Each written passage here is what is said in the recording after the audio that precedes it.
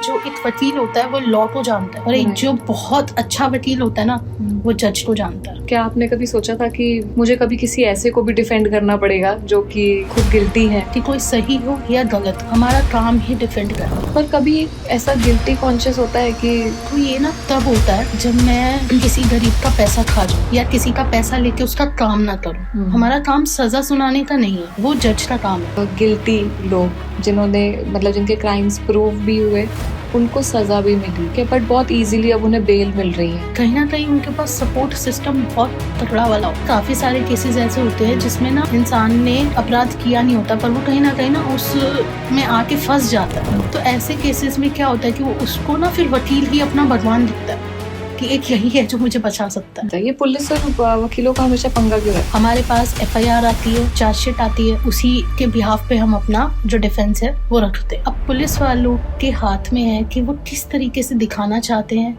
आजकल रिश्वत चल रही है हर जगह और वकीलों का काम ही लड़ना होता है। और शायद यही एक रीजन है जिसकी वजह से केसेस जल्दी खत्म नहीं होते हमारे। बहुत सारे करोड़ों केसेस पेंडिंग है। एक रियलिटी तो ये है कि विमेन सेफ नहीं है। एक इसका दूसरा पहलू भी है कि बहुत सारे मेल्स ने सुसाइड किया इस चक्कर में क्योंकि उनके ऊपर फॉल्स एलिगेशंस थे। जो जज होता है ना उसको पता चल जाता है कि सिनेरियो क्या है। मोस्ट ऑफ द केसेस ऐसे आते ही आ रहे हैं जिसमें एलिमनी की डिमांड रखते हैं और फिर जाके अपना कहीं और घर बसा लेते हैं। क्या इंस्पिरेशन थी एक लिटिगेशन में जाने के पीछे? जो जर्नी है वो बहुत ही ज़्यादा डिफिकल्ट रही है और हमेशा मुझे याद रहेगी क्योंकि इसमें बहुत सारा ऐसा स्ट्रगल हुआ जो सिर्फ मैं जानती हूँ कि प्रोफेशन सेफ नहीं है लड़कियों के लिए। देश में कानून सबके लिए बराबर होता है। ये लाइन सुनने में तो बहुत अच्छी लगती है लेकिन ग्राउंड रियलिटी इससे बहुत अलग है। आज हम बात कर रहे हैं उन केसेस के बारे में जहां कानून बना तो था लोगों को बचाने के लिए, लेकिन वही कानून कुछ लोगों को बर्बाद करने का हथियार बन गया। फेक केसेस, डोमेस्टिक वायलेंस का मिसयूज और वो शॉकिंग केसेस जहां पर वाइफ्स ने अपने हस्बैंड्स के मर्डर कर दिए और कानून की तरफ से अभी तक कोई स्ट्रिक्ट एक्शन नहीं लिया गया। आज हम कोई एजेंडा नहीं चला रहे, कोई जेंडर वॉर नहीं कर रहे। इस कॉन्वर्सेशन के लिए हमारे साथ हैं एक फर्स्ट जनरेशन लॉयर जो सिर्फ किताबों का कानून नहीं ग्राउंड रियलिटी को भी जानती हैं, एडवोकेट नेहा गौर। अगर आप कानून को सिर्फ हेडलाइन से नहीं रियलिटी से समझना चाहते हैं तो ये एपिसोड सिर्फ आपके लिए है, so keep watching. Hello Neha, welcome to podcast with Ashi. I hope आज के एपिसोड में आपको मज़ा आएगा क्योंकि हम आपकी जर्नी से लेकर लॉ के हर उस टॉपिक को कवर करना चाहते हैं जो जिससे लोगों को थोड़ा अवेयरनेस मिले। So thank you so much. So being a first generation lawyer, of course difficulties आती हैं, वो एक बहुत बड़े चैलेंजेस हैं जो आपको फेस करने पड़ते हैं क्योंकि बैकग्राउंड पीछे कोई नहीं है लॉ का। लेकिन एज अ फीमेल लिटिगेशन में क्या चैलेंजेस फीमेल्स फेस कर रही हूँ? क्योंकि आपने बोला भी कि फीमेल्स के लिए प्रोफाइल थोड़ा कम सेफ है, तो ऐसा क्यों है? ज़्यादातर क्या होता है ना कि फीमेल्स की, जैसे मान लो सपोज करो कोई लड़की है, उसकी 24-23 में शादी हो जाती है। शादी के बाद अब पता नहीं कैसा प्रोफेशन है ये कि इसमें ना आपको पूरा ओपन माइंडेड रहना पड़ता है। आपको काफ़ी लोगों से बात भी करनी पड़ती है, चाहे वो एक्यूज्ड हो चाहे वो बाहर के कोई भी हो, ठीक है। तो अभी मेरे केस में ही ऐसा होता है कि जैसे मैं किसी से भी बात करती हूँ, मेरे घर पे कोई भी क्लाइंट आ जाता है, मुझे डील करना पड़ता है, फैमिली वालों को ऑकवर्ड लगता है। तो काफ़ी ऐसे केसेस होते हैं कि जो लड़कियां हैं ना उनके लिए ये थोड़ा सा अलग होता है कि वो अकेले इंडिविजुअल किसी भी क्लाइंट को डील कर रही है। ओके। चाहे उसने गुनाह किया हो चाहे नहीं किया हो, चाहे वो कोई भी हो, रिक्शे वाला हो या बिजनेसमैन हो या कोई भी हो, बहुत सारी चीज़ें उन्हें फेस करनी भी पड़ती है। जैसे कई बार उनको अप्रोच भी कर देते हैं, तो बहुत सारी चीज़ें होती हैं जो उनको सफ़र करनी पड़ती हैं। ओके। और मोस्टली जो फैमिली वाले होते हैं वो नहीं चाहते कि, वो चाहते हैं कि उनकी जो बेटी है वो सही रहे, सेफ रहे, प्लस एक अच्छे फैमिली में जाए। और जो अच्छे फैमिली वाले होते हैं, जो ससुराल वाले होते हैं, वो भी चाहते हैं कि मतलब इस लाइन से दूर दूर तक नाता ना रहे। क्योंकि इस लाइन में आप देखा होगा कि जो लोग जो अपराध करते हैं उनसे भी कांटेक्ट रखने पड़ते हैं। True that. जो रेप करते हैं, जो मर्डर करते हैं, उनसे भी हमारे कांटेक्ट होते हैं। तो इसलिए थोड़ा पुलिस वालों से भी कांटेक्ट होते हैं। पुलिस वालों से जिनसे पब्लिक डरती है उनसे भी कांटेक्ट होते हैं। तो कहीं ना कहीं ये चीज़ें इसी वजह से है कि जो एक फीमेल होती है ना, उसको अपने आप को प्रोटेक्ट करके फिर इस लाइन में उसको चलना पड़ता है, सारी चीज़ें देखनी पड़ती है, अपने आप को देखना पड़ता है, फैमिली की रेपुटेशन देखनी पड़ती है, और मतलब फैमिली के बारे में सोचना पड़ता है कि कुछ ऐसा ना हो कि भाई जो फैमिली वालों को इफ़ेक्ट करे किसी भी तरीके से, जो कि है भी। तो मतलब उन्हें हर एक कदम सोच के अच्छी तरीके से रखना पड़ता है। Okay. तो और ज़्यादा डिफिकल्ट बना देता है ये यहाँ पे कोई लड़का होगा तो कोई प्रॉब्लम नहीं है, वो किसी से भी बात करे। अगर लड़का जो है वो लड़की से बात कर रहा है ना, तो जो 10 लोग हैं वो गलत मतलब नहीं निकालेंगे। बट अगर लड़की किसी से बात कर रही है, ये मैं बता रही हूँ, हमारी सोसाइटी जो है, अगर लड़की किसी से भी बात कर रही है तो तुरंत क्या मतलब ये सोचते हैं कि चक्कर पाएगा कुछ। मतलब जो यहाँ पे जो एक बन गया है, जो सोच बन गई है लोगों की, वो यही है कि अगर कोई भी बात कर रही है, जैसे मान लो कोई क्रिमिनल ही है, उससे बात कर रही है, तो घर वाले तो कहेंगे दूर रहो। पहला ही वो जो एक वर्ड फेंक के मारेंगे वो यही कि दूर रहो, जो कि है भी। वो सोचेंगे कि मतलब ज़्यादा कुछ हुआ तो वो काम नहीं करने देंगे, जो कि ऐसा हुआ भी है। काफ़ी सारे फैमिली वाले जो हैं वो काम नहीं भी करने देते इस प्रोफेशन में। कोर्स ज़रूर कर लेते हैं, पर उसके बाद वो कहीं ना कहीं ऑफिस में शिफ्ट हो जाती हैं, कॉर्पोरेट में, या फिर घर बैठ जाती हैं। ऐसा हुआ है, बहुत सारे केसेस में हुआ है। और अगर मान लो शादी हो जाती है तो वहाँ पे भी ससुराल वाले जो हैं वो इस चीज़ पे सवाल उठाते हैं। तो कहीं ना कहीं ये इसी वजह से है कि हमें क्लाइंट बेस चाहिए होता है, तो ही फीमेल अपना जो काम है वो खड़ा कर सकती है। क्लाइंट बेस के बिना है ही नहीं लिटिगेशन में, क्योंकि हमारे लिटिगेशन में जो एक पिलर है वही क्लाइंट बेस है। आप बताओ, तो वही मतलब नहीं होगा, कोई भी बिजनेस को देखें तो बिना क्लाइंट के कोई बिजनेस नहीं चल सकता। नहीं, वो बाकी सारे बिजनेस में क्या होता है ना, जैसे मान लो कोई सीए है तो उसको किसी ना किसी के थ्रू काम आ जाता है, मतलब अच्छे लोगों के थ्रू। हमारे प्रोफेशन में पुलिस वाले, क्रिमिनल, मतलब होता है ना कि एक लड़ाई झगड़ा थोड़ा सा इनसे जुड़ा होता है। और अगर किसी की फैमिली है ही नहीं इन चीजों में, कभी रही ही नहीं है, कोई बैकग्राउंड रहा ही नहीं है कभी, वो कैसे तो फिर उस बात को हजम कर लेंगे, मुझे बताओ। True that, right. अच्छा, अभी आपने जैसे ये सारी बातें बोली, इसमें एक चीज़ मैंने और नोटिस करी कि कल्प्रिट्स भी आपके साथ आके बैठ रहे हैं, जो गिल्टी हैं वो बैठ रहे हैं। बहुत बार आपको पता होता है कि गिल्टी हैं। कभी ऐसा कोई एक्सपीरियंस हुआ जहाँ पे आपको लगा हो कि डर लगा हो, आपको लगा हो कि नहीं गलत इंसान के साथ बैठी हूँ, कुछ ऐसा हुआ कभी? अब मैं इसमें सच बोलना चाहूँगी कि डर की तो बात ही ख़त्म हो जाती है जब हम इस प्रोफेशन में पैर रखते हैं ना। डर जैसी तो कोई चीज़ ही नहीं होती। ओके। डर होता ही नहीं है किसी भी चीज़ का, क्योंकि वकील और वकालत एक ऐसी चीज़ है जो अगर अपनी पे आए ना तो किसी इंसान की भी ऐसी तैसी मार सकता है। बहुत पावरफुल होता है, बस वो थोड़ा सा पोलाइट होता है, क्योंकि उसका काम ही लोगों की मदद करना होता है। Correct. जो भी जैसे कोई भी अगर मुसीबत में है तो जो अच्छा वकील होगा ना वो पैसे बाद में, पर पहले उसकी मदद जरूर करेगा।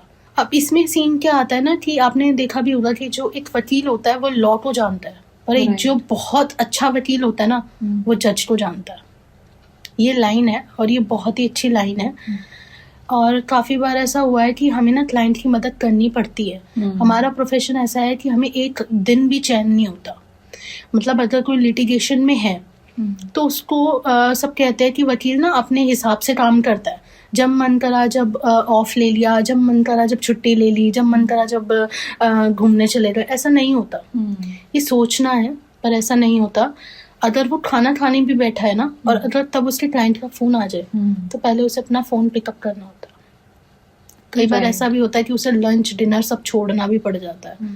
कोई केस ऐसा आ जाता है या कुछ ऐसी चीज़ें फंस जाती हैं तो काम ही कर्म है हमारे लिए। तो जब आपने ये प्रोफेशन चुना तो क्या आपने कभी सोचा था कि मुझे कभी किसी ऐसे को भी डिफेंड करना पड़ेगा जो कि खुद गिल्टी है, ठीक है, और क्यों डिफेंड करना पड़ता है ऐसे लोगों को? बहुत बार ऐसे केसेस देखे जाते हैं जिसमें हमें पता है कि यही गिल्टी है, जज को भी पता है, डिफेंस लॉयर को भी पता है, सबको पता है, तो उसके बाद भी क्यों करना पड़ रहा है सब?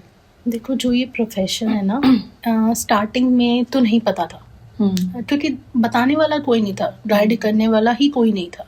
तो स्टार्टिंग में नहीं पता था, बट जैसे जैसे इंसान प्रैक्टिस करता है, जैसे जैसे वो कोर्ट कचहरी में पैर रखता है, तब उसे एक चीज़ ज़रूर समझ में आ जाती है कि कोई सही हो या गलत हो, हमारा काम ही डिफेंड करने का है। हमारा काम ही डिफेंड करने का है। और दूसरी चीज़ इसमें ये है कि हम कौन होते हैं बोलने वाले कि वो सही है या गलत है। बट जब किसी ने आपको आके बोल दिया कि उसी ने किया ही है तो ये हम क्राइम, जज नहीं करते, हम जज नहीं करते कि उसने क्राइम किया, क्यों किया। हालांकि जो भी क्रिमिनल होते हैं, जो भी एक्यूज होते हैं, वो सारी चीज़ें वकील को बताता ही बताता है, A to Z चीज़ें बताता है। क्योंकि अगर कुछ भी उसने छुपाया तो वो कहीं ना कहीं उसी का केस खत्म कर देगा और उसी के केस के ऊपर उस चीज़ का इफेक्ट जाएगा।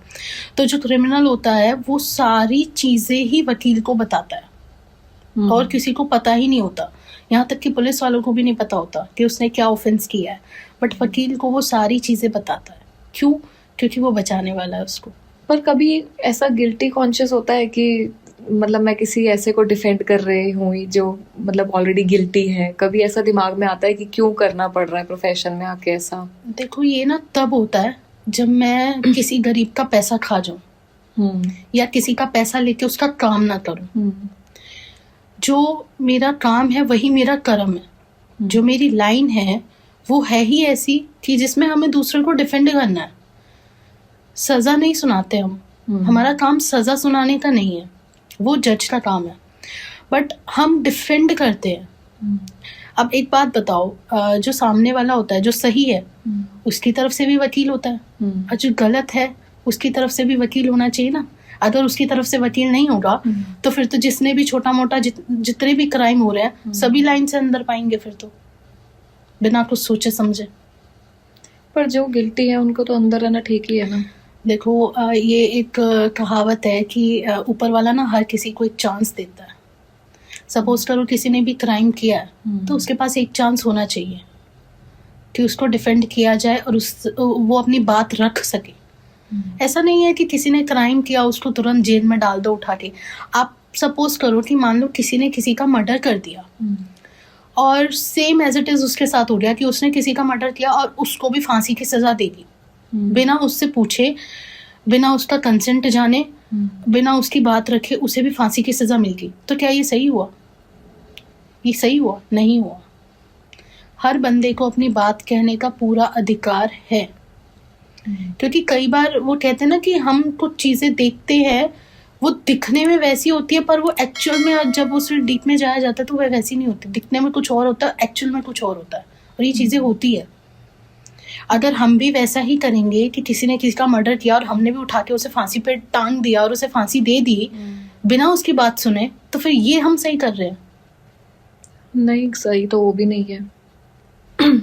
इसलिए क्या होता है, डिफेंड करना होता है। दो लॉयर जब आपस में डिफेंड करते हैं, कंप्लेनेंट की साइड से होता है, एक एक्यूज्ड की साइड से होता है, वो आपस में जब बात करते हैं तो भी ऐसा नहीं होता कि कंप्लेनेंट वाला वकील जो है वो एक्यूज्ड को कुछ कहता है या एक्यूज्ड वाला कंप्लेनेंट को। नहीं, दोनों इंडिविजुअल अपना अपना काम कर रहे हैं। करेक्ट। वो कहता है ना, एक फंसाता है तो एक बचाता है। ऐसा हर जगह होता है कि कोई अगर आपको फंसाएगा तो कोई कहीं ना कहीं से बचा भी लेगा। ये रियलिटी में भी, जो रियल लाइफ होती है उसमें भी ऐसा कई बार होता है कि आपने किसी ने आपको स्कैम में फंसा दिया है, किसी ने आपको किसी भी चीज़ में फंसा दिया, तो निकालने वाला भी तैयार ही रहता है पहले से। ओके। अच्छा, एक चीज़ जानने की ना मुझे बड़ी क्यूरियोसिटी रहती है हमेशा कि दिन पर दिन क्राइम तो बढ़ रहा है, सबको पता है, लेकिन स्पेशली जैसे मर्डर केसेस, क्रिमिनल केसेस ज़्यादा बढ़ते जा रहे हैं। उस केस में अनइंटेंशनली क्राइम करने वाले लोग ज़्यादा आ रहे हैं कोर्ट में, या फिर ऐसे लोग ज़्यादा हैं जो बिल्कुल प्लान करके आ रहे हैं, मतलब चीज़ों को प्लान करके पूरा क्राइम हो रहा है? किन की तादाद ज़्यादा है इस टाइम? देखो, 40% ऐसे लोग हैं जो प्लान वगैरह करते हैं, बस 60 ऐसे हैं जिनसे हो जाता है, अनइंटेंशनली हो जाता है। अब जैसे सपोज करो कोई रात में ड्राइव कर रहा है, ठीक है, और हैवी व्हीकल है। अब मान लो रोड पे कोई रोड क्रॉस कर रहा है कोई बंदा। अब देखो, रात के टाइम नो एंट्री होती है, तो कोई भी स्पीड लिमिट नहीं देखता। अब इस दौरान मान लो किसी की गाड़ी से अगर कोई चला जाता है तो इसका मतलब ये नहीं है ना कि उसने जानबूझ के ये चीज़ें करी।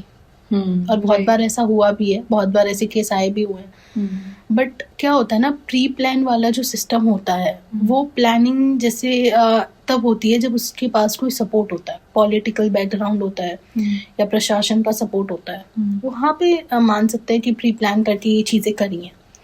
But most of the time ऐसा होता है कि बाय मिस्टेक चीज़ें हो जाती हैं। बट स्टिल 40% एक बड़ा नंबर होता है, मतलब 40% लोग ऐसे क्राइम कर रहे हैं जो पूरा प्लान करके कर रहे हैं। दैट मीन्स कि कहीं ना कहीं हमारा लॉ अभी भी थोड़ा सा वीक पड़ रहा है। वीक नहीं पड़ रहा, पर ये होता है ना कि जैसे कुछ चीज़ें चलती हुई आ रही हैं काफ़ी टाइम से। मान लो प्रॉपर्टी के रिगार्डिंग ही कोई केस चलता हुआ है, या फिर मान लो किसी से दुश्मनी है, तो ये सीन ऐसा होता है कि कभी भी ना अगर किसी से दुश्मनी है तो ये सीन होता है कि वो ना हार्म करने की कोशिश करता है उसको या उसकी फैमिली को। कहीं ना कहीं इंसान के मन में ना ग्रजेस और खुंदक रह जाती है।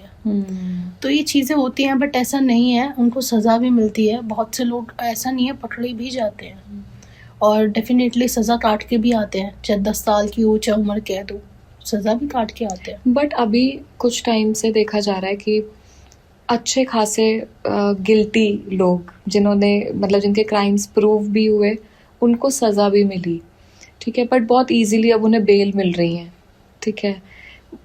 अच्छा खासा बैकग्राउंड रहा कभी उन लोगों का, और आज की डेट में जब उनको जेल भेजा गया उसके बाद भी उनके सपोर्टर्स बाहर बैठ के सब कुछ हैंडल कर रहे हैं।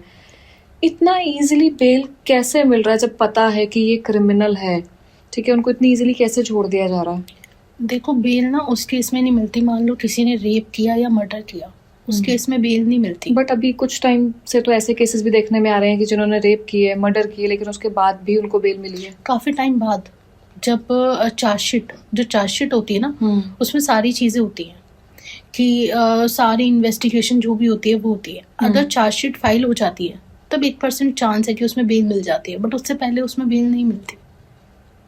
ओके, ये चीज़ें होती हैं। और दूसरी चीज़ ये है कि जैसे सपोज करो किसी ने क्राइम किया, अब मान लो उसका कोई बैकग्राउंड नहीं है, कोई भी दूर दूर तक बैकग्राउंड नहीं है, तो जब तक उसमें पूरी इन्वेस्टिगेशन नहीं हो जाती चारों तरफ से कि इंसान जो है उसकी इंटेंशन क्या थी और किस वजह से, क्योंकि कहीं ना कोई इंसान ऐसे ही कुछ भी नहीं करता, वो कहीं ना कहीं कोई उसका बदला या कोई उसका एग्रेशन या कुछ किसी ना किसी बात पे कोई रहता है। ज्यादातर प्रॉपर्टी का मामला रहता है, या किसी से तू तड़ाक बहस हो रही तो वो चीजें रह जाती है, ईगो पर ले जाते हैं।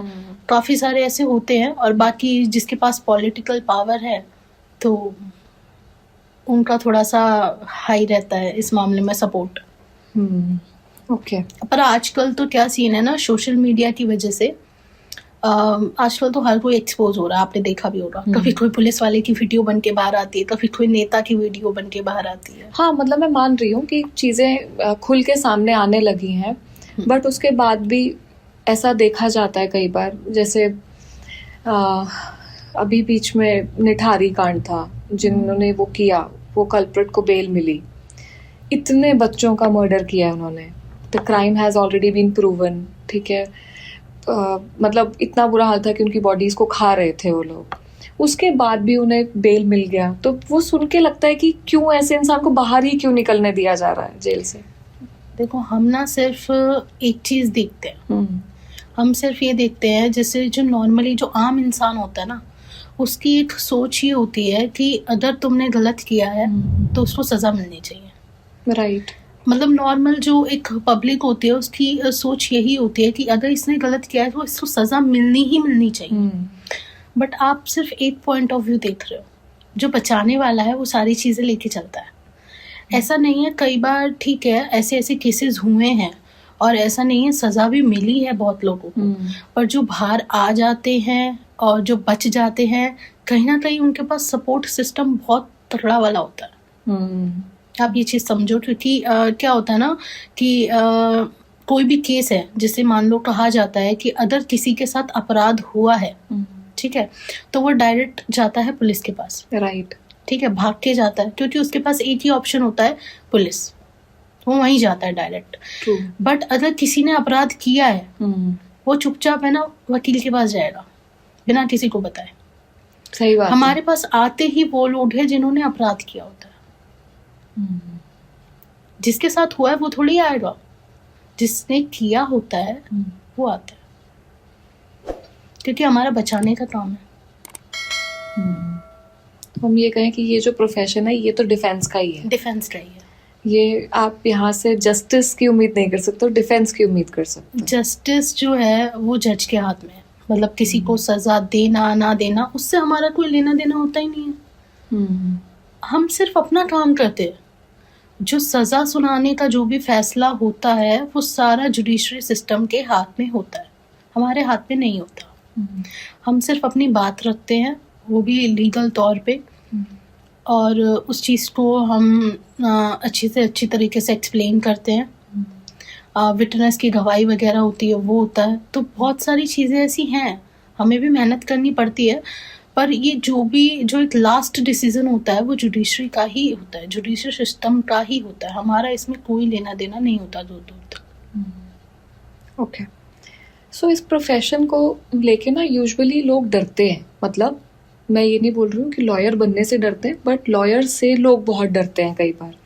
ठीक है, सामने ही नहीं आते, आना नहीं चाहते, ऐसा उनको ऐसा लगता है कि इनका काम है पैसे लेना। ठीक है, ये स्टेटमेंट कितना सही है? देखो, वकील ना राजाओं का पेशा है। आपने देखा भी होगा, हिटलर था, वो अपने टाइम पे बहुत ही मतलब ये लगा लो किसी से नहीं डरता था।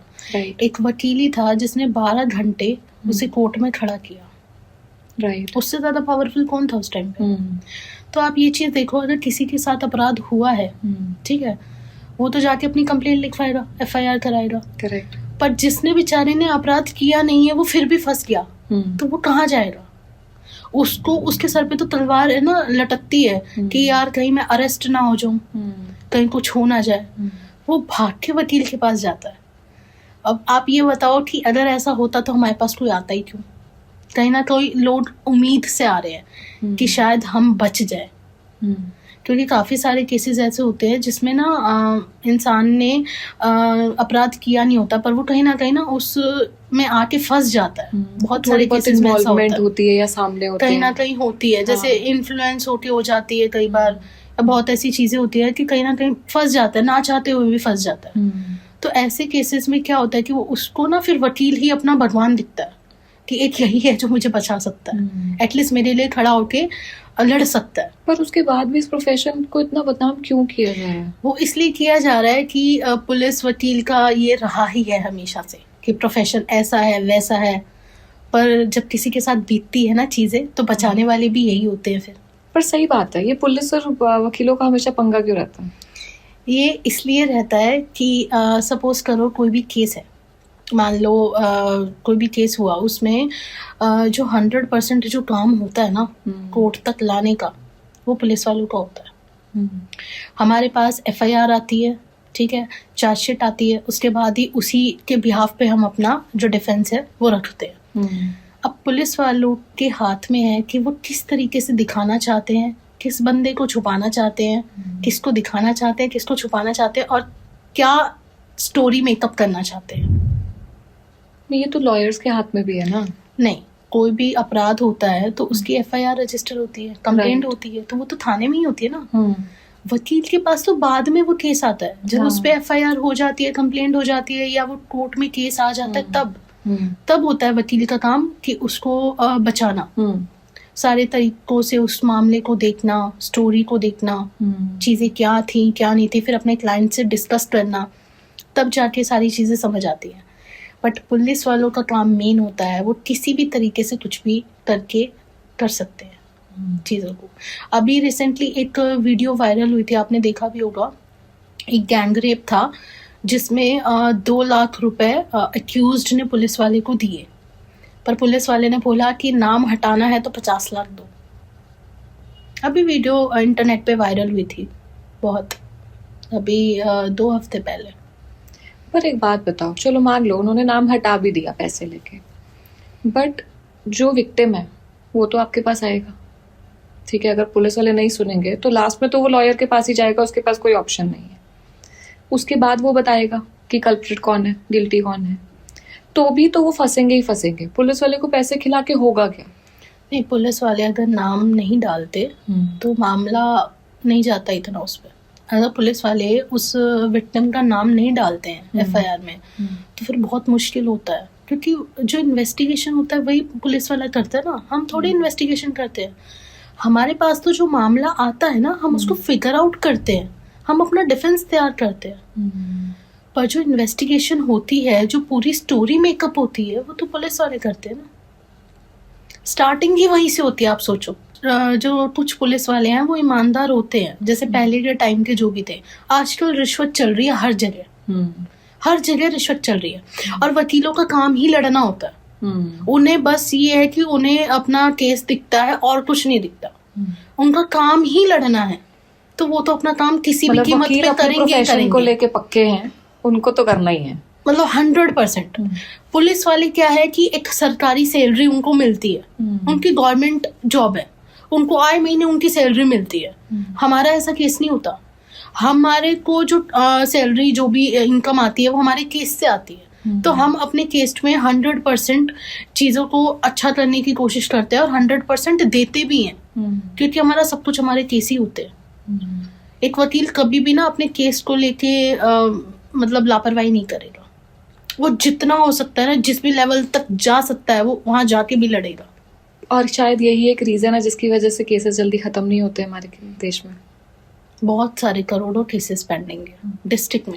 इसके ऊपर आपका क्या टेक है? क्योंकि इतने केसेस पेंडिंग हैं, ठीक है, उसके बाद भी मुझे ऐसा लगता है कि इस प्रोफेशन में बहुत छुट्टियां मिलती हैं। आई वोंट से कि एडवोकेसी के प्रोफेशन में, बट लॉ ने बहुत छुट्टियां ले रखी हैं, बहुत छुट्टियां दे रखी हैं। जो क्रिमिनल कोर्ट्स होते हैं ना वो ओपन रहते हैं। छुट्टियों में भी, गर्मियों की छुट्टियों में भी क्रिमिनल कोर्ट्स खुले ही होते हैं। तो क्या उस टाइम पर हेयरिंग्स चल रही होती है? चल रही होती है। किसी का भी अगर कोई बेल वगैरह करवानी हो इमीडिएटली तो वो चालू ही रहते हैं। पर क्या इस बारे में कुछ सोचा जा रहा है गवर्नमेंट के थ्रू? स्पेशल कोर्ट्स बनने चालू हो चुके हैं। ओके। क्योंकि अभी क्या है ना कि जजों के ऊपर प्रेशर ज्यादा जा रहा है, क्योंकि काफी सारे केस पेंडिंग है। तो जज खुद प्रेशर में है कि किस केस को सही करे, किसको ना करे। तो बहुत सारे केस पेंडिंग है और काफी कोर्ट्स बन भी रहे हैं। बहुत सारे कोर्ट बन रहे हैं, हम नए स्पेशल कोर्ट बनेंगे। आप एक फीमेल हो, ठीक है, एंड हमारे देश की एक ऐसा मतलब इतना बिटर ट्रुथ है कि विमेन जो है ना वो सेफ नहीं है हमारे देश में। तो इसके ऊपर क्या स्टेप्स ले रही है गवर्नमेंट, या लॉ क्या स्टेप्स ले रहा है जिसके थ्रू विमेन जो है वो थोड़ा सेफ फील कर सके, सेफली रह सके? इसके ऊपर क्या कुछ एक्शन लिया जा रहा है? देखो, इसके ऊपर एक्शन लिया जा रहा है। पुलिस वालों ने काफ़ी सारे ऐसे हेल्पलाइन नंबर चालू किए हैं। बहुत सारी चीज़ें हुई हैं। आजकल कुछ भी ऑफेंस होता है डायरेक्ट सोशल मीडिया पे आ जाता है। तो इससे भी काफ़ी बार जो अपराध करता है वो पकड़ा जाता है और प्रूफ होता है, वीडियोस। पर एक ग्राउंड रियलिटी ये भी है कि कई बार हेल्पलाइन नंबर्स चलते ही नहीं हैं, ठीक है, लोग कनेक्ट कर ही नहीं पाते हैं। बहुत सारी लड़कियों के तो केसेस रजिस्टर ही नहीं हो पाते हैं प्रेशर की वजह से। कुछ भी कह लो, अब कोई ख़राब है, किसी ने रिश्वत लिया, कुछ भी है, बट बहुत सारे केसेस ऐसे देखे जाते हैं जहाँ पे केसेस रजिस्टर ही नहीं हो रहे।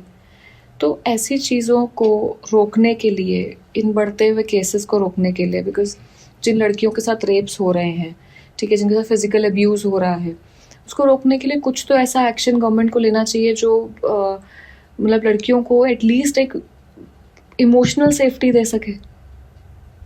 तो कभी इस पे कुछ ऐसा एक्शन होता है?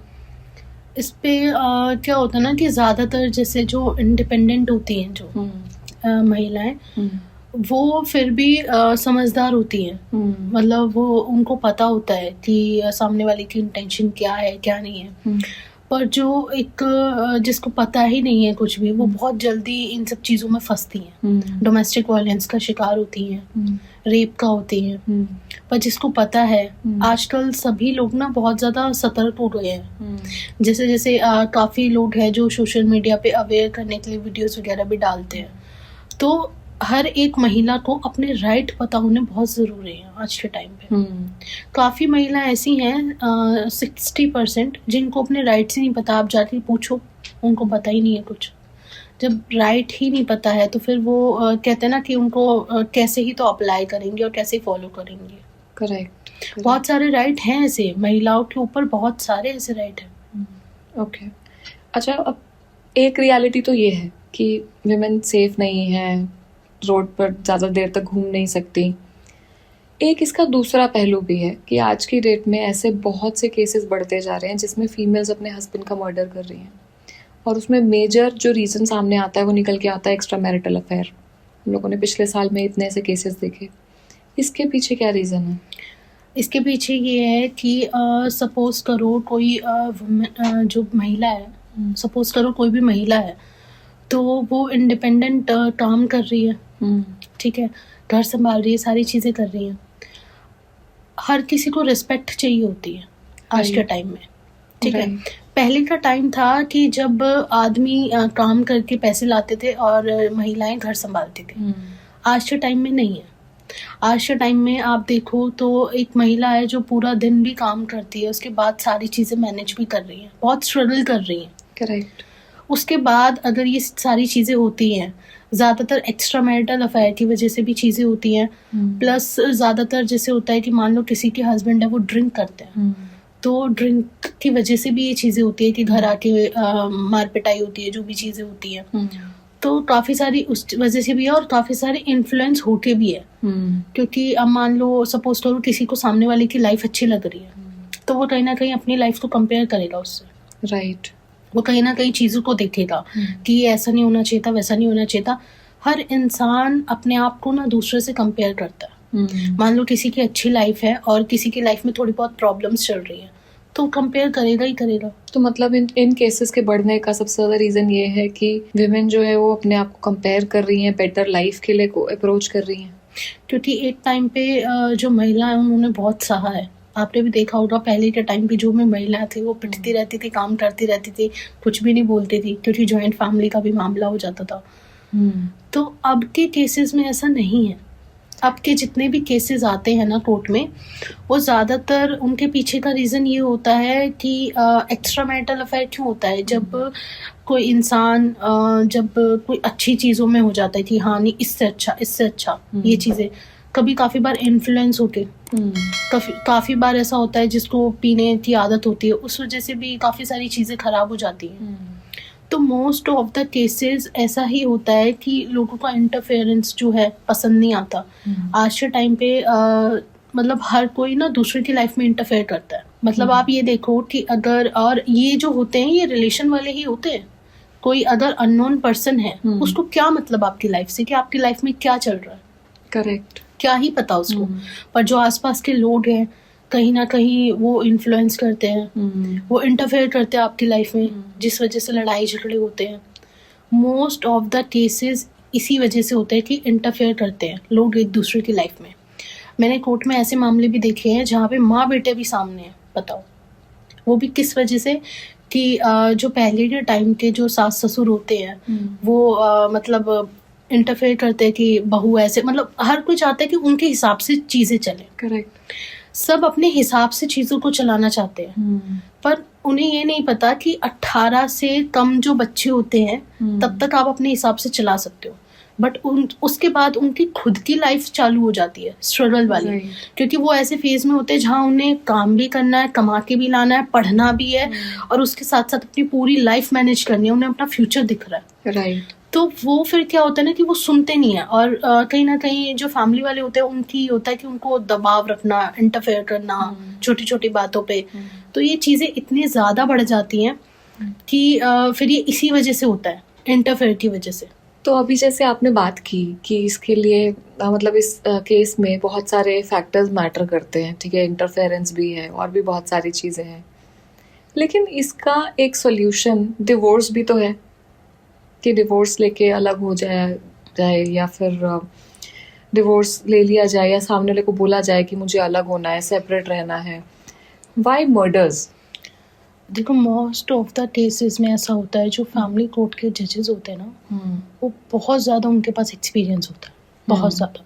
बाकी कोर्ट्स में आप देखोगे तो जज 40, 30, 35, 45 ऐसे होते हैं, पर जो फैमिली कोर्ट के होते हैं वो 50, 60, 65 ऐसे होते हैं। तो वो क्या सीन होता है ना, वहाँ पे सारी चीज़ें होती हैं। जैसे सपोज करो कि मतलब फैमिली वालों को प्रॉब्लम है, तो लड़की को 2 ऑप्शन दिए जाते हैं कि भाई या तो आप डिवोर्स ले लो अगर चीज़ें सही नहीं हो रही हैं, डेली बेसिस पे जो भी चीज़ें चल रही हैं, डोमेस्टिक वायलेंस चल रहा है या अब्यूजिंग लैंग्वेज यूज़ हो रही है या लड़की के साथ कुछ भी ऐसे हो रहा है, तो उसमें लड़का जो है वो वाइफ को लेके पास में रह सकता है पर अलग घर में रहेगा।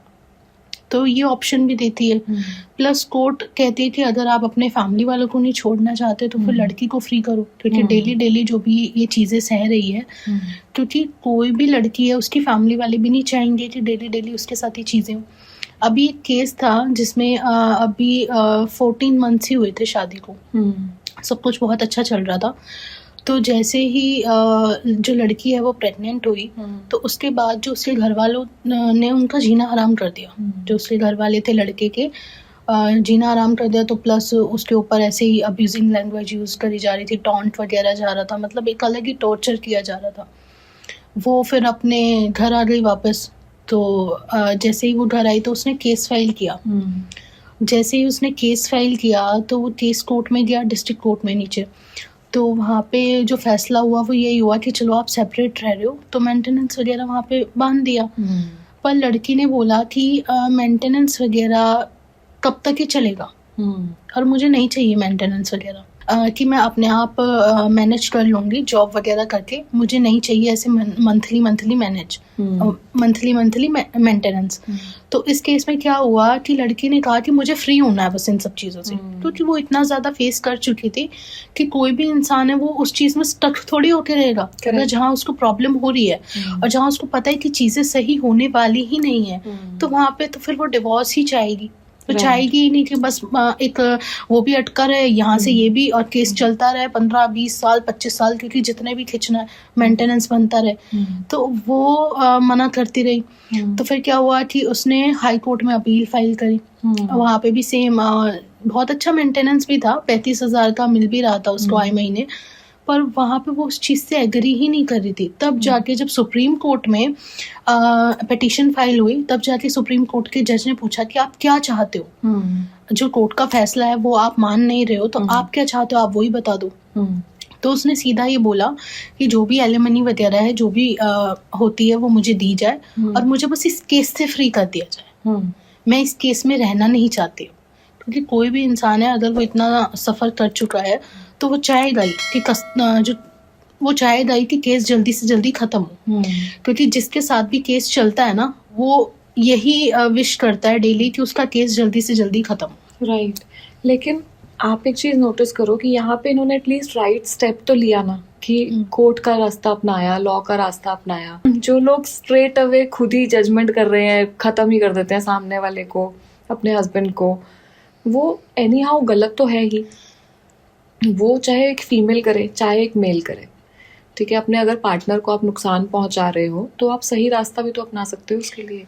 देखो ये ना तब होता है मोस्ट ऑफ द केसेस जब एक दूसरे को इंसान छोड़ता नहीं है ना, और एक दूसरे को बांधने की कोशिश करता है, तो ऐसे केसेस में हीट ऑफ द मोमेंट चीज़ें होती हैं। और ये तभी होती हैं कि सामने वाला ना तो अच्छे से निभा रहा है, ना छोड़ रहा है, ना जाने दे रहा है, ना सही से रख रहा है। अब बताओ ऐसे केस में क्या करोगे, डेली वो लड़ाई झगड़ा करके डेली कर ही रहे हैं। तो ऐसे केसेस में क्या होता है कि आप ये देखो कि दुनिया ना इन्फ्लुएंस होके चल रही है आजकल। अभी सपोज करो जैसे लड़के हैं, उनसे इन्फ्लुएंस होके लड़कियां भी जो हैं वो भी अपना फुल पावर दिखा रही हैं कि हाँ मतलब बहुत हो गया, बहुत सह लिया। और ऐसा है भी, लड़कियों में बहुत ज़्यादा इटरेशन होता है, महिलाओं में बहुत ज़्यादा इटरेशन होता है, क्योंकि जितना पेन एक महिला फेस करती है शुरू से लेके लास्ट तक, उतना कोई नहीं करता। तो उनके अंदर एग्रेशन होता है, बट अब ये चीज़ें बाहर आने लग गई हैं। ये एग्रेशन के बढ़ने का रीज़न क्या आपको लगता है? ये भी है कि बहुत ज़्यादा सप्रेस कर दिया गया इतने सालों तक फीमेल्स को, कि अब वो सप्रेशन झेल नहीं पा रही हैं और अब वो एग्रेशन में बदल गया। हाँ वो भी है, और कहीं ना कहीं दबाव भी है, जैसे फैमिली वालों का दबाव। पहले तो लड़की जब पैदा होती है तो घर वालों का दबाव होता है, इधर नहीं जाना उधर नहीं जाना, मतलब एक चाहे सेफ्टी पर्पस मान लो, पर कहीं ना कहीं उसके ऊपर रिस्ट्रिक्शंस होती हैं। मतलब जो लड़के होते हैं उनके ऊपर नहीं होती, पर लड़कियों के ऊपर होती है, कहीं ना कहीं उनको प्रोटेक्ट करने के लिए होती है, पर होती हैं। और उसके बाद जैसे जैसे वो बड़ी होती हैं तो फिर वो बढ़ती ही जाती हैं। उसके बाद जैसे ही शादी होती है तब भी रहती हैं। तो एक महिला के ऊपर हमेशा ही ये चीज़ें रही हैं। तो अब वो ऐसी हो गई हैं कि अब मैं खुद से कमा रही हूँ, खुद से अपना काम करके सारी चीज़ें कर रही हूँ, तो मैं क्यों किसी की सुनूं। वो चीज़ें आ गई हैं सब में। राइट। अच्छा, ये जो बढ़ते हुए रेप केसेस हैं, ठीक है, मर्डर केसेस हैं, क्या इसको लेके कोर्ट कोई अभी तक एक्शन ले रहे हैं, कुछ ऐसा प्लान कर रहे हैं जिसके थ्रू इन केसेस को जल्दी हैंडल किया जा सके, जल्दी इनके सॉल्यूशन पे आया जा सके? इनके लिए क्या है ना कि एक लिविंग वाला जो कॉन्सेप्ट है, आपने देखा ही होगा। लिविंग वाला कॉन्सेप्ट पहले नहीं था, अभी ही निकाला गया है। वो इसीलिए ही निकाला गया है क्योंकि बहुत टाइम ऐसा था कि बहुत से रेप केसेस बढ़ रहे थे दिन पे दिन। मतलब बहुत ही ज़्यादा, ये लगा लो डेली फाइल हो रहे हैं। क्यों हो रहे हैं? क्योंकि मान लो कि कोई महिला है जिसका खुद भी कहीं बाहर अफेयर है, वो भी नहीं रहना चाहती शादी करने के बाद, या मान लो किसी की शादी हुई, उसको 1 महीने बाद या कई महीनों बाद उसको प्रेशराइज किया जा रहा है और वो खुश नहीं है। तो कहीं ना कहीं क्या होता है ना कि केस डालने के लिए फिर वो कोई भी इल्ज़ाम लगाती हैं। ज़्यादातर रेप चलता है इस मामले में। और रेप का ऐसा सीन है कि अब ये चीज़ बोल दी गई है, लिविंग की वजह से रेप केसेस कम हुए हैं। पहले बहुत ज़्यादा थे, पर जब से लिविंग आया है, लिविंग का जो रूल्स और ये सारी चीज़ें आई हैं, तब से ये चीज़ें कम हुई हैं बहुत ज़्यादा। क्योंकि पहले तो क्या था कि अगर किसी का ब्रेकअप हुआ तो डायरेक्ट रेप केस डाल दिया, मतलब फॉल्स एलिगेशंस भी थे। ऐसे ही फॉल्स एलिगेशंस हम लोग देख रहे हैं बहुत ज़्यादा डाउरी केसेस में, डोमेस्टिक वायलेंस केसेस में भी बढ़ रहे हैं। ठीक है, बहुत सारी केसेस में देखा, मतलब पिछले कुछ सालों में देखा गया कि बहुत सारे मेल्स ने सुसाइड किया इस चक्कर में, क्योंकि उनके ऊपर फॉल्स एलिगेशंस थे। तो इसको लेके क्या टेक है लॉ का? लॉ कैसे इसको कंट्रोल कर रहा है? देखो, कहीं ना ये घर वालों का आपसी मैटर होता है, जिसमें क्या होता है कि सामने वाले की भी उतनी गलती होती है और उसकी भी जो वाइफ होती है। क्या होता है सीन इसमें कि कोई वाइफ प्रॉपर्टी के लिए डालती है। जैसे मान लो किसी के पास बहुत सारी प्रॉपर्टी है, तो प्रॉपर्टी के लिए भी कई बार ये केसेस डलते हैं। कई बार ऐसा होता है कि मान लो लड़के के घर वालों ने लड़की को ज़्यादा ही परेशान कर दिया हो, तो फिर बट वो तो फॉल्स रहा ही नहीं ना फिर। बट जहाँ पर ऐसा है कि जिन्होंने परेशान नहीं किया, ठीक है, बहुत बार ऐसा देखा गया कि लड़के जो वाले जो हैं वो बहुत अच्छे से सब कुछ चीज़ों को चला रहे थे, और मैंने पर्सनली भी ऐसे केसेस अपने सामने देखे हैं जिसमें सब कुछ बहुत अच्छा चल रहा है, सारी चीज़ें ठीक हैं, लेकिन उसके बाद भी फॉल्स डाउरी का केस डाल दिया, डाउरी गई नहीं, कभी डाउरी ली नहीं गई, या डोमेस्टिक वायलेंस का केस डाल दिया सामने से कि मारपीट होती है, जबकि कभी हाथ ही नहीं उठाया गया, कभी तेज आवाज में ही बात नहीं की गई।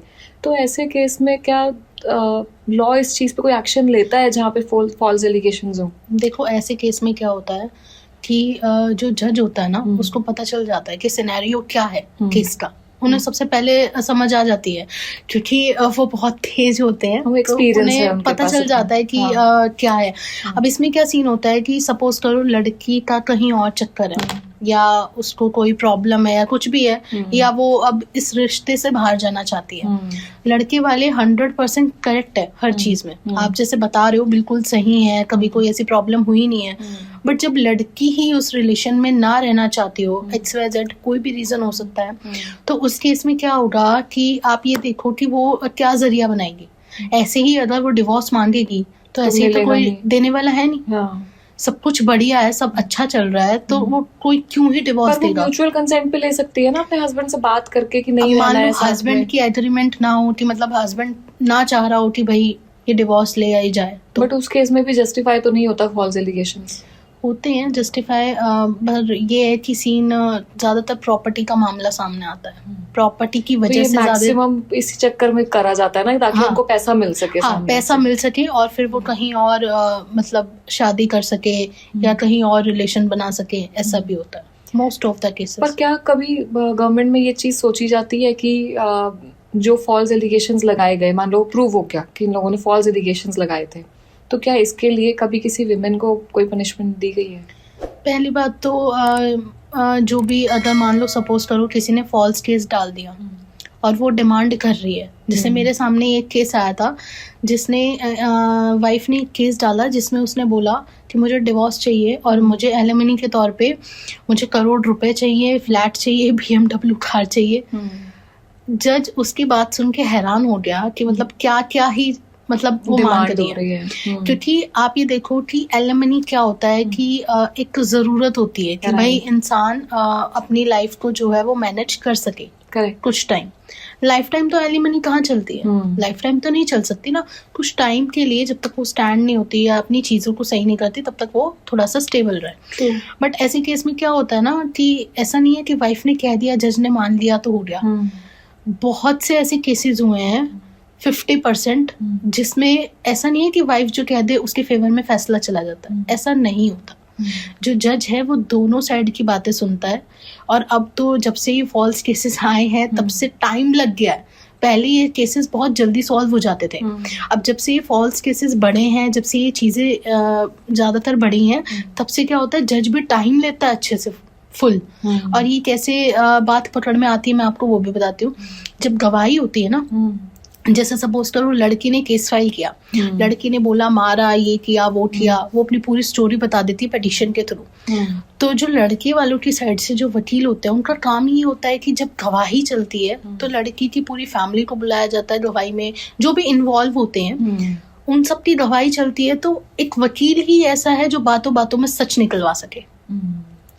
डिफेंड करना क्या होता है, बातों बातों में सच निकलवाना। बात वही है ना कि आपके पास जितना अच्छा लॉयर है उतने चांसेस हैं कि आप बच सकते हैं। ये चीज है कि आपके पास जितना अच्छा लॉयर है वो उसी हिसाब से काम करेगा जितना एक्सपीरियंस है उसको, और उसी हिसाब से सारी चीज़ें चलती है। क्योंकि सारी चीज़ें डिपेंड ही उस पर करती है कि आप विटनेस को किस तरीके से आप उसको मतलब गवाही को किस तरीके से आप उसको एक्सप्लेन कर रहे हो, या जो गवाह होता है उसको किस तरीके से आप उसी की बातों में उलझा के आप बातें निकलवा रहे हो। क्योंकि लड़की ने अगर फॉल्स केस फाइल कर भी दिया तो जो लड़के वाले होते हैं वो तो अपने वकील को सब कुछ बताते ही हैं कि क्या सिनेरियो था, क्या नहीं था, और क्या किया है, क्या नहीं किया है। तो उस केस में वकील की जिम्मेदारी होती है कि वो ऐसे बातों में फंसा देते हैं जिसकी वजह से जो सच है वो बाहर आ जाता है। आपने वो कहावत सुनी होगी कि सच आ ही जाता है बाहर, सामने तो आ ही जाता है, वो मुंह पे कहीं ना कहीं आ ही जाता है। क्योंकि कोई एक झूठ बोलेगा ना, उसको छुपाने के लिए 100 झूठ बोलेगा, और कहीं ना कहीं उसकी जबान लड़खड़ा जाएगी, वो पकड़ा जाएगा। और ऐसा होता है, मोस्ट ऑफ द टाइम ऐसा होता है। ओके अच्छा, एक चीज़ और, ये जो अभी मैंने सुना कि कुछ नया लॉ आया है एलिमनी को लेके, कि कुछ ही लोग हैं जो एलिमनी का डिमांड कर सकते हैं, कुछ ही फीमेल्स ऐसी हैं, तो वो क्या लॉ है, एक बार आप थोड़ा एक्सप्लेन करो। पहले क्या होता था ना कि एलिमनी के नाम पे लड़की बहुत कुछ एक्सपेक्टेशंस रखती थी। पर अब सपोज करो मेरे सामने भी एक केस आया था जिसमें क्या हुआ कि लड़की की जो सैलरी थी वो 25,000 रुपये थी। वो जैसे तैसे अपना घर चला रहे। अब उस केस में क्या हो रहा है कि लड़की ने 1 करोड़ रुपए की डिमांड रखी है एलिमनी की। अब कोई बेचारा 25,000 रुपए में अपना घर चला रहा है, अपने पेरेंट्स को भी देख रहा है, सारे रिस्पॉन्सिबिलिटी भी है। तो उस केस में लड़की 1 करोड़ रुपए अगर डिमांड रख रही है तो ऐसा तो है नहीं कि उसकी डिमांड पूरी कर दी जाएगी। एलिमनी सिर्फ एक ज़रूरत होती है जिससे मतलब वो एक बेसिक नीड जो होती है उसको पूरा कर सके, ना कि अपने शौक पूरे कर सके। एलिमनी का मतलब ये नहीं होता कि आप डिवोर्स ले रहे हो तो आप अपने शौक के लिए जितना आपको चाहिए आप उतना बोल दो, ऐसा नहीं होता। आपको मिनिमम रखना होता है। ये नहीं कि आपको जो भी मन कर रहा है आप वो बोल रहे हो अपनी ऐशो आराम की जिंदगी के लिए। तो इस पे जज ने यही बोला है कि एक जो बेसिक नीड होती है वो जो है महिला को प्रोवाइड करी जाएगी। और अगर महिला सक्षम है, अगर वो पढ़ी लिखी है, प्लस घर वाले उसको सपोर्ट कर रहे हैं, प्लस वो कहीं अच्छी जगह जॉब कर रही है किसी कंपनी में, तो उसको एलिमनी की जरूरत ही नहीं है। एलिमनी का कॉन्सेप्ट वहां आता है जब लड़की की तरफ से उसका घर वालों का सपोर्ट नहीं होता, या लड़की की तरफ से ना हो कि वो कमा सके, हाँ, या लड़की की तरफ से कोई उसके फैमिली मेंबर ना हो, ऐसा भी हो सकता है। या फिर ऐसा हो कि भाई वो पढ़ी लिखी नहीं है, है ना। तो ऐसे केस में भी क्या होता है कि भाई वो अपना खर्चा ही चला ले, वो बहुत है। एलिमनी का मतलब खर्चा चलाना ही होता है, शौक पूरे करना नहीं होता। राइट, ठीक है। इस चीज़ के लिए मुझे लगता है लोगों को अवेयर करने की ज़रूरत है, बिकॉज बहुत सारी जो लड़कियां हैं वो देखा गया कि इस चीज़ का एडवांटेज ले रही हैं कि हम तो एलिमनी मांग लेंगे, हम अलग हो जाएंगे। तो कई बार इस तरीके की धमकियां भी लोगों को सुननी पड़ती हैं। मैं ऐसा नहीं कह रही हूँ कि हर वीमेन ऐसी है, हर फीमेल ऐसी है, मोस्ट ऑफ द केसेस ऐसे आते ही हैं, आ रहे हैं, जिसमें एलिमनी क्या होता है ना कि एलिमनी की डिमांड रखते हैं और फिर जाके अपना कहीं और घर बसा लेते हैं। ये मोस्ट ऑफ द केसेस ऐसे आते हैं। चलो मूव ऑन करने का हक तो मुझे लगता है सबका है लाइफ में, सब अपनी एक नई फैमिली पर किसी से आप उतनी एलिमनी ले रहे हो कि आप अपने सारे शौक पूरे करना चाह रहे हो, तो वो चीज गलत है। एलिमनी का मतलब ही ये होता है कि आप अपनी जरूरत, जो बेसिक नीड है वो आप पूरी करो, वो भी थोड़े टाइम के लिए। एलिमनी कोई लाइफ टाइम तो आपके पास टिके नहीं रहेगी। करेक्ट। अच्छा, चाइल्ड ट्रैफिकिंग के केसेस भी ना बहुत ज्यादा बढ़ रहे हैं, ठीक है, घरों के पास से बच्चे उठा के ले जाते हैं आजकल, तो उसके ऊपर कोई एक्शन लिया जा रहा है, कुछ सोचा जा रहा? ये ज्यादातर तब होता है जैसे जो भी चाइल्ड उठा के ले जाते हैं या तो उनको बेच देते हैं। ओके। जैसे मान लो कभी कभार हाथ पैर काट के भीख मंगवाने के लिए भी बिठा देते हैं रोडों पे, और मतलब इनसे काम करवाते हैं। जैसे आपने देखा भी होगा, रेड लाइट पे बहुत सारे ऐसे बच्चे होते हैं जो मतलब सप्लाई कर रहे होते हैं सामान। तो ये सारी चीजें ऐसी ही होती है कि किडनैप करके या तो ये बाहर देशों में बेच देते हैं या फिर उनसे काम करवाते हैं। और कुछ अगर बहुत छोटे होते हैं, कुछ महीने के, तो उनको कोई ना कोई अडॉप्ट कर लेता है अच्छे खासे अमाउंट में। तो ऐसा भी सीन हो रहा है, पर इस चीज़ के ऊपर भी वर्क किया जा रहा है। तो ये केसेस भी अब कम होते हुए, क्योंकि आजकल क्या है ना, सोशल मीडिया के टाइम पे सबके पास एक पावर तो है ही कि कोई भी कहीं पे भी वीडियो बना सकता है। कोई भी पब्लिक जो भी एरिया है उसमें कोई भी कभी भी वीडियो बना सकता है। एक इंसान के पास ये राइट है कि वो अपने प्रूफ के लिए कहीं पे भी बना सकता है, थाने में हो गया, बाहर हो गया। तो थोड़ा सा इन चीज़ों की वजह से ना आसान होता है, एविडेंस बहुत जल्दी मिल जाते हैं, प्रूफ मिल जाते हैं, सारी चीज़ें हो जाती हैं। तो ऐसे केसेस में क्या पेरेंट्स के लिए कोई ऐसी टिप है जिससे वो अवेयर रह सकें, बच्चे को किडनैप होने से बचा सकें?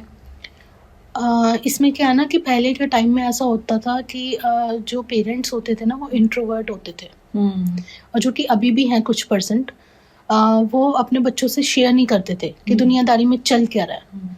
ये सोच के कि बच्चे डर जाएंगे या फिर घबरा जाएंगे, बट ऐसा नहीं है।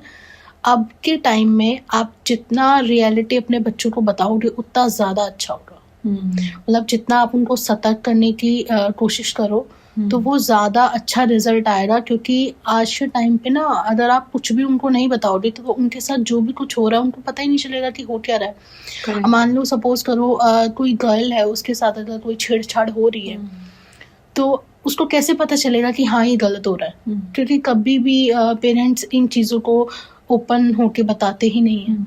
तो इस चीज़ का तो यही है कि आप अपने बच्चों के साथ बहुत फ्रेंडली रहो, जिससे कि उनको ये पता चले कि हाँ ये गलत है उनके लिए या ये सही है। आप कम से कम उनको ये चीज़ें तो आप बता ही सकते हो कि आपके लिए क्या गलत है, क्या गलत नहीं है। क्योंकि बच्चे भी इन्फ्लुएंस होते हैं, सिंपल सी बात है। कोई उनको प्यार से बोल देगा तो वो इन्फ्लुएंस होते हैं। छोटा सा बच्चा होता है, उसके अंदर क्या ही एग्रेशन होगा, क्या ही गुस्सा होगा और क्या ही समझ होगी।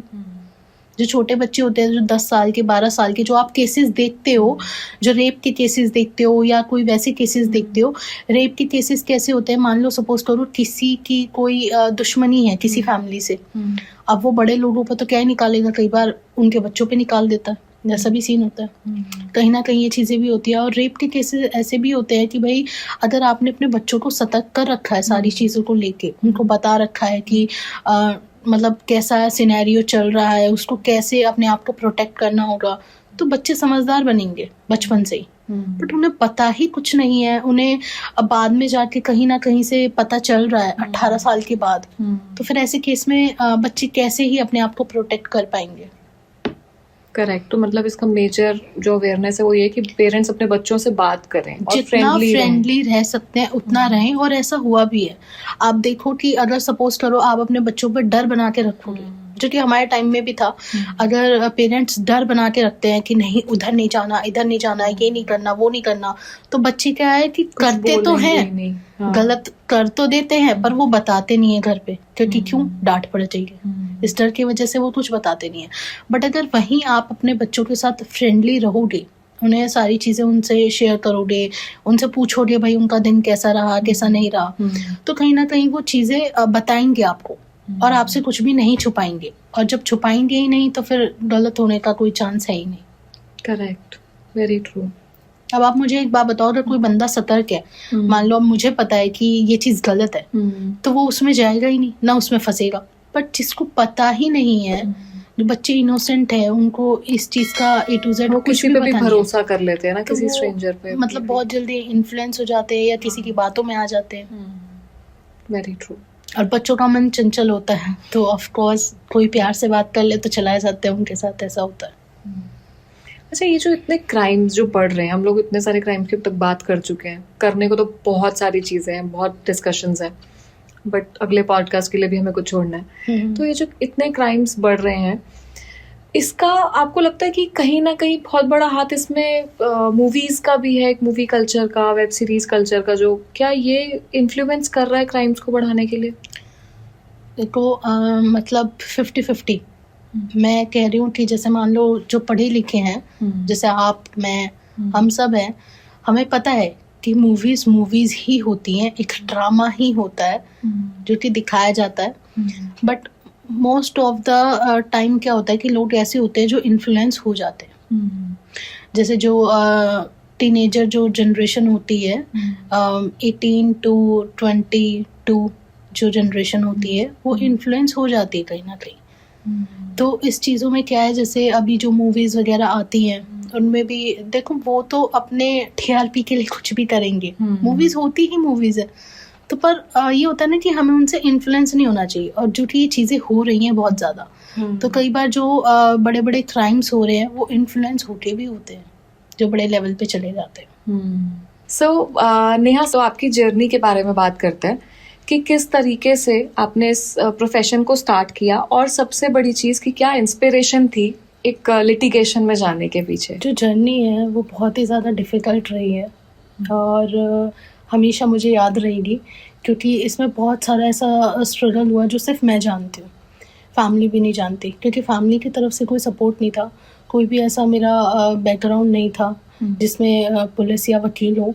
और क्या होता है ना कि जब जॉइंट फैमिली होती है ना किसी की भी, तो उसमें जब पुलिस और ये वकील वगैरह का कोई चक्कर नहीं होता, तो वो लोग डरते हैं कि ये प्रोफेशन सेफ़ नहीं है लड़कियों के लिए, और सब सोचते हैं कि उनकी लड़की अच्छी जगह ही जाए, उनको खतरा होता है, सिंपल है, क्योंकि ये चीज़ें बहुत फैल रही हैं दिन पे दिन, और लोगों का मानना ये है कि सेफ़ नहीं होता लड़कियों के लिए बिल्कुल भी, क्योंकि इस लाइन में काफ़ी सारी चीज़ें ऐसी होती हैं कि मतलब लड़कियों के लिए जो बिल्कुल भी सेफ़ नहीं है। तो सीन ऐसा था कि मैं 9th क्लास में थी जब मुझे पुलिस स्टेशन बुलाया गया। मेरे 2 फ्रेंड्स थे, उनकी वजह से, मेरा कोई रोल नहीं था बीच में। तो अब उस टाइम तो चलो ठीक है, मैंने किसी के खिलाफ गवाही नहीं दी, तो वो जैसे तैसे वो ख़त्म हो गया मामला। फिर जब मैं 11th में आई, फिर ऐसा एक बार दोबारा हुआ कि मुझे पुलिस स्टेशन बुलाया गया। मेरे फ्रेंड का फ़ोन था, वो चोरी का निकल आया, और उसने लास्ट टाइम मुझे ही फ़ोन किया था। मैं फर्स्ट डे वहाँ पे, मुझे फिर फ़ोन आता पुलिस स्टेशन से। मेरे घर वाले कह रहे कि आज तक कोई पुलिस स्टेशन में नहीं गया, आज तक किसी ने पैर नहीं रखा, और तुम कैसे? तो उस टाइम भी ऐसा था। फिर जैसे ही वो सीन हुआ, तो 12th में जैसे ही मैं आई, तो मैंने सोचा कि यार ये क्या ही हो रहा है, 2 बार ऐसे कैसे ही हो गया? मेरा तो कोई रोल भी नहीं था 1%। सो मैंने सोचा कि इससे पहले ये तेरे पीछे पड़े, तू ही इसके पीछे पड़ जा, बेस्ट है। तो मतलब आप लॉ के पीछे पड़ गए? फिर मैं ही पीछे पड़ गई। मैंने कहा इससे पहले और चीज़ें मेरे पे आए तो मैं ही पीछे पड़ जाती हूँ। होता है ऐसा। तो फिर वहाँ से थोड़ा सा मेरा एक सपना भी कह लो, और मैंने वहाँ से ठान लिया था कि मुझे वकालत ही करनी है। मैंने वहाँ से प्रॉपर मतलब 100% जो मेरा गोल था वो यही था कि मुझे वकालत करनी है।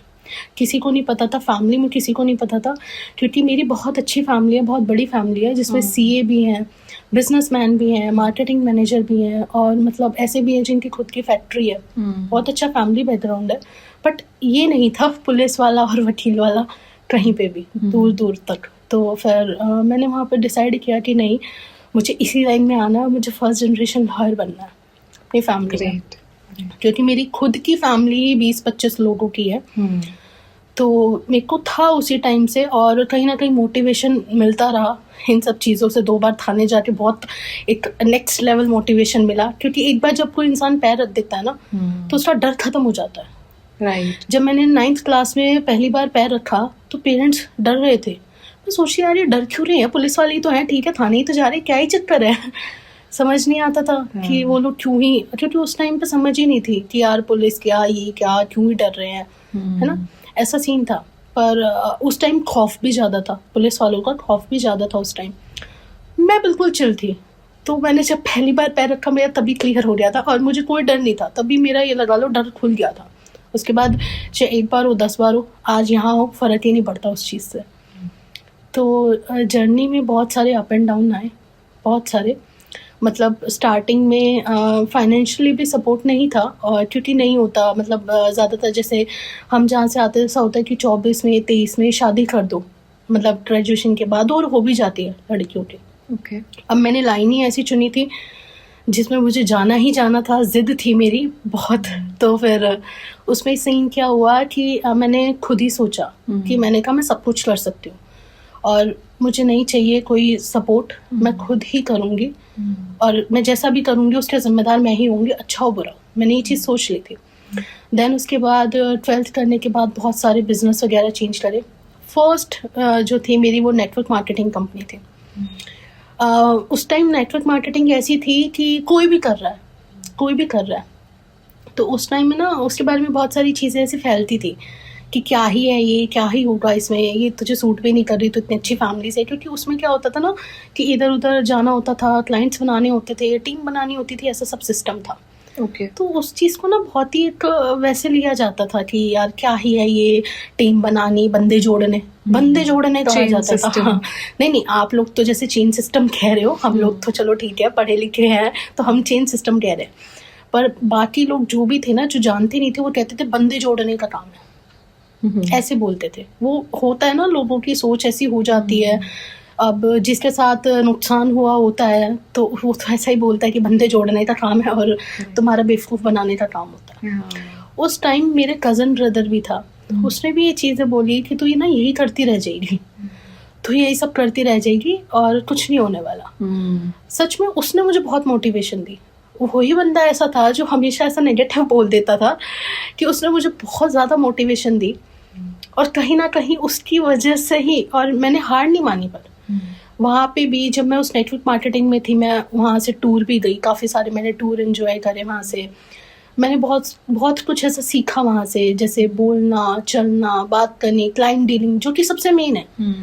आज की डेट में अगर आप कोई भी बिजनेस कर रहे हो तो उसमें क्या होता है, क्लाइंट डीलिंग ही तो होती है, सबसे मेन है वो।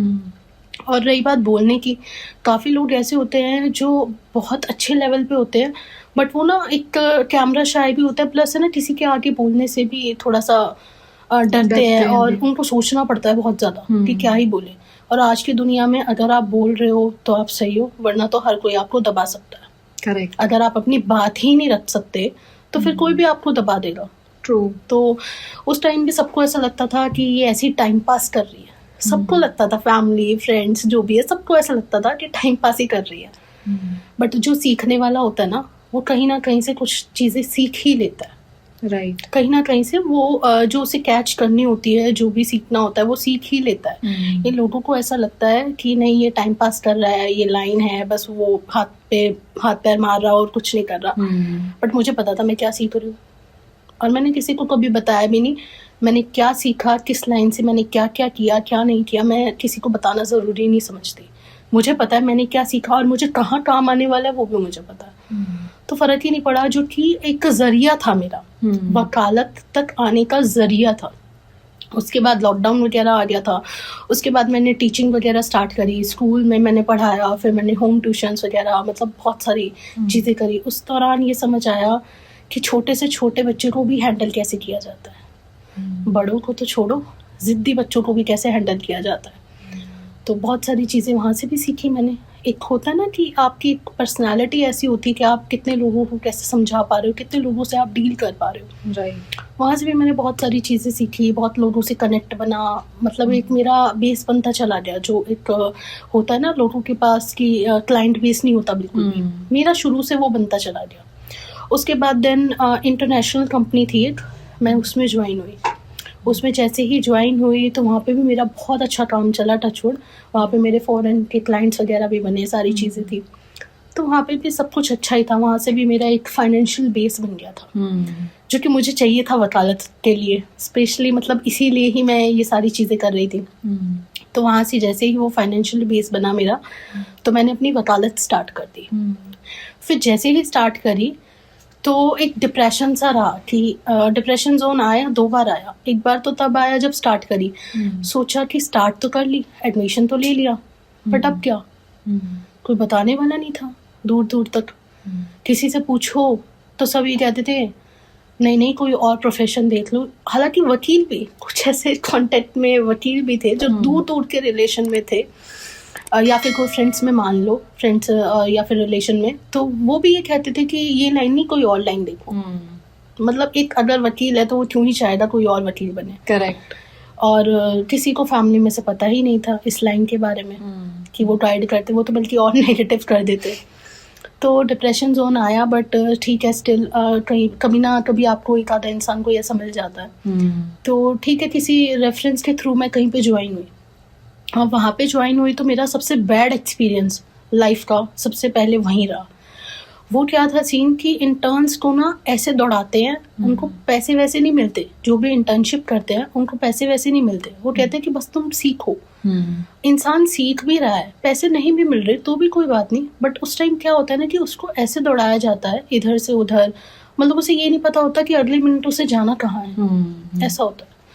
वो भी मेरे साथ वैसा ही एक्सपीरियंस हुआ कि वहाँ पे सपोज करो मैं कोर्ट में हूँ और मेरा काम जो है वो 12 बजे ख़त्म हो गया। तो एक टाइमिंग होती है कोर्ट की ना, 10 से 4 की जी। तो जो मेरे सीनियर थे वो कहते थे 4 बजे तक तुम वहीं रहो कोर्ट में, कुछ भी काम आ सकता है, मतलब कुछ भी काम हम बता सकते हैं, वो सकते हैं के ऊपर था कि हम कुछ भी कह सकते हैं, कुछ भी निकल आ सकता है, तो 4 बजे तक वहीं रहो। मतलब सोचने वाली बात है, लेकिन आप बैठे रहो। सोचने वाली बात है कि वहाँ ऑफिस भी नहीं, कुछ भी नहीं, इंसान पार्क में, कैंटीन में कैसे ही बैठेगा और कितनी देरी बैठ जाएगा।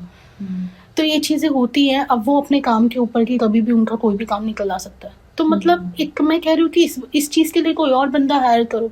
जो इंटर्नशिप करने आते हैं उनको क्यों ये सब चीज़ें फेस करनी पड़ती है। तो उसके बाद मैंने वहाँ से क्विट कर दिया।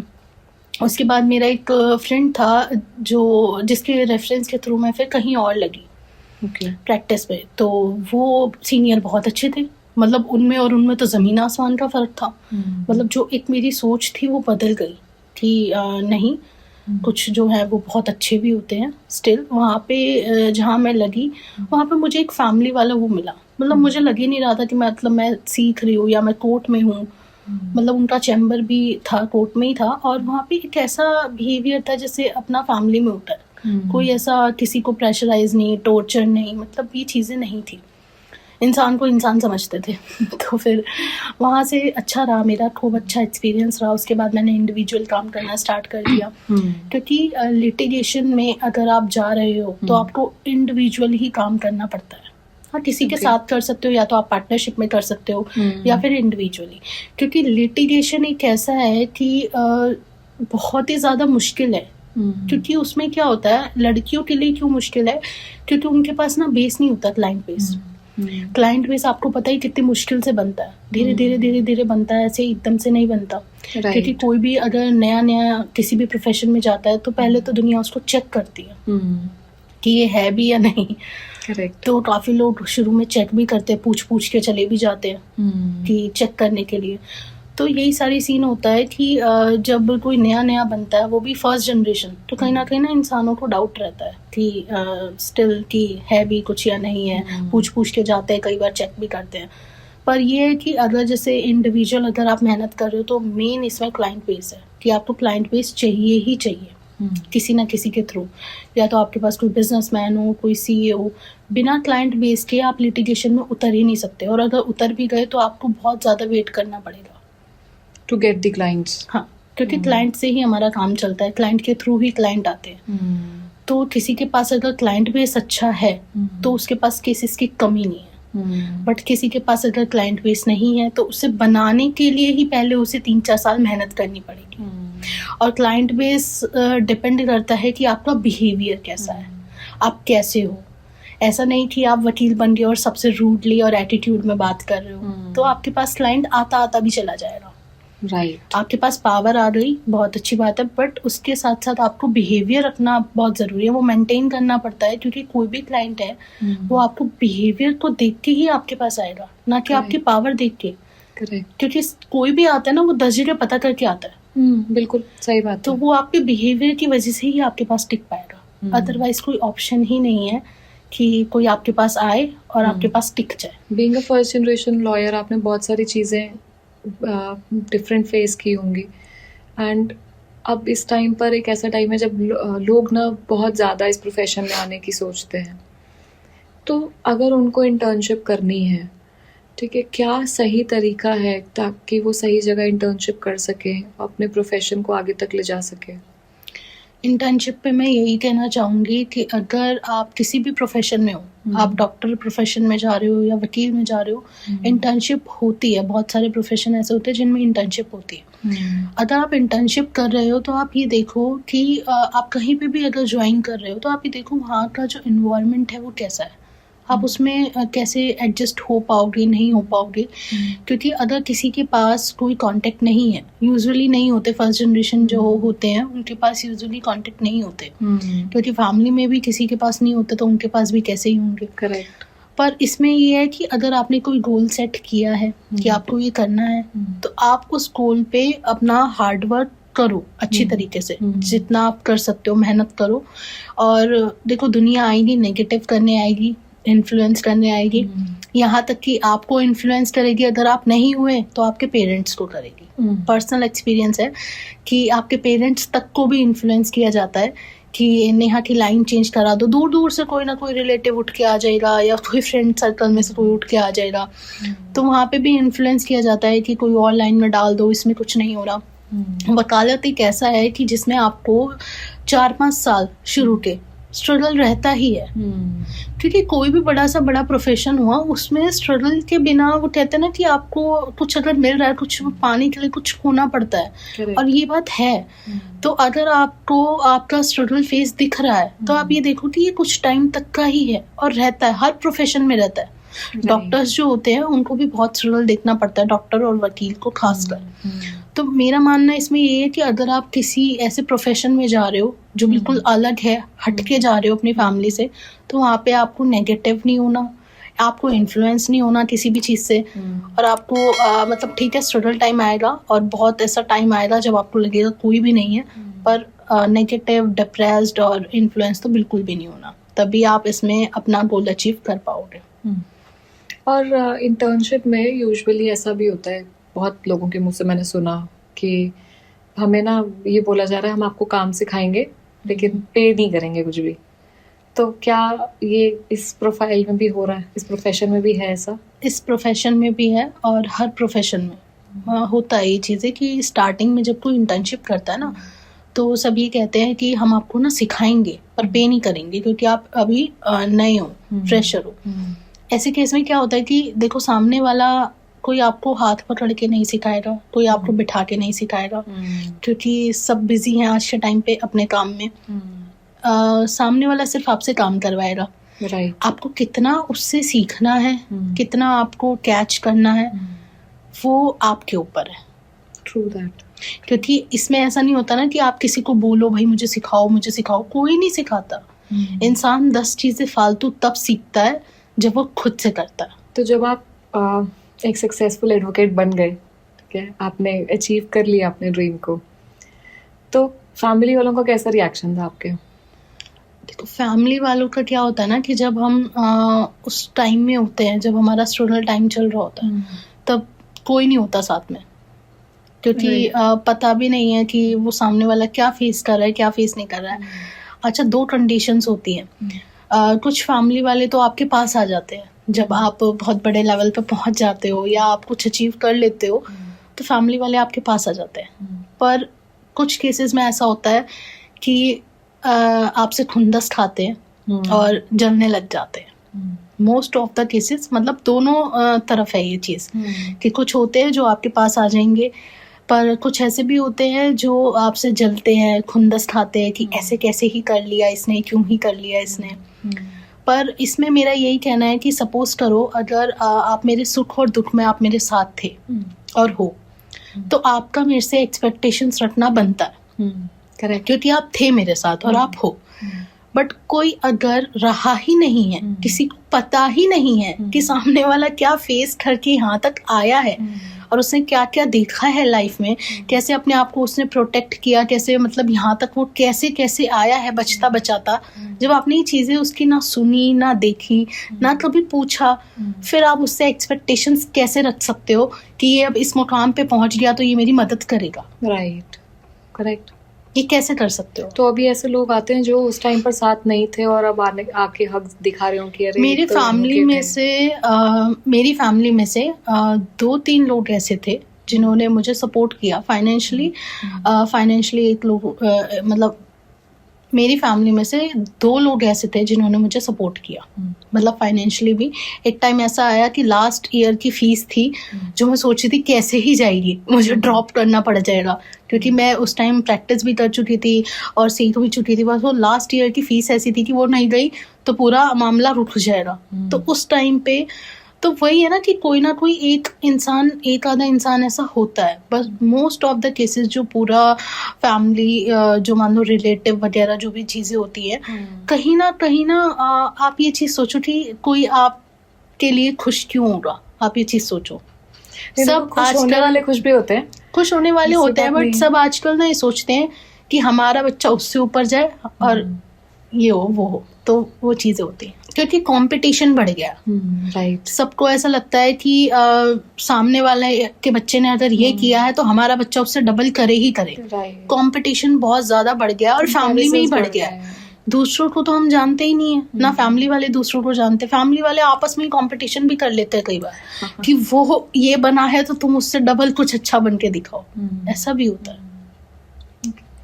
तो नेहा, बहुत मज़ा आया मुझे आज आपसे बातें करके। अभी तो बहुत सारी बातें हमारी बची हुई हैं, ठीक है, लेकिन मैं चाह रही थी कि पहले एक बार हम लोग एक पॉडकास्ट करके देखें कि कैसा आपको भी फील होता है, और नेक्स्ट पॉडकास्ट में हम थोड़ा और डिटेल में जाएंगे। अभी हमने बहुत ऊपर से चीज़ें कवर करी हैं, बट नेक्स्ट पॉडकास्ट में थोड़ा और डिटेल में बात करेंगे लॉ को लेकर, जजमेंट को लेकर, जस्टिस को लेकर, ठीक है। एंड आई होप कि आपको आज मज़ा आया होगा।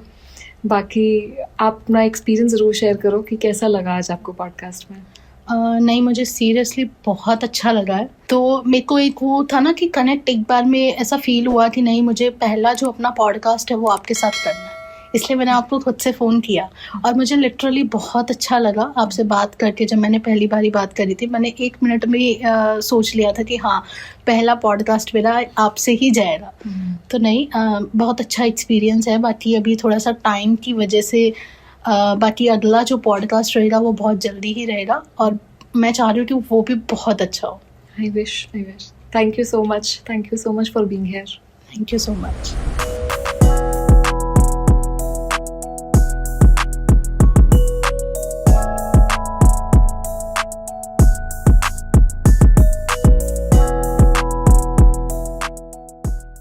Thank you for watching this podcast till the end.